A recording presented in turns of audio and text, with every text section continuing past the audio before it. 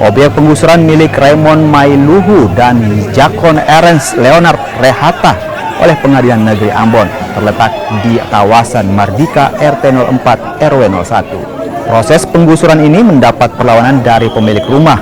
Bahkan sempat terjadi adu jotos antara tergugat dan pihak penggugat usai pembacaan surat eksekusi dari pengadilan. Beruntung aparat kepolisian dapat melerai kedua belah pihak.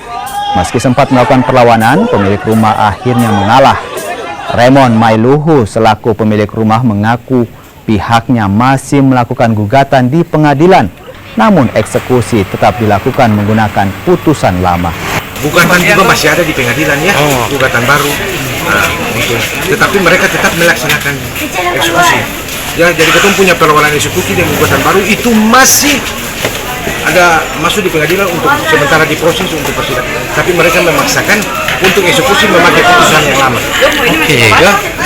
Tanah ini memiliki sertifikat dengan nomor sertifikat 374 di atas Ehendom 774. Di dalamnya ada sertifikat 374 atas nama backup orang tua Mustafa Mailuhu.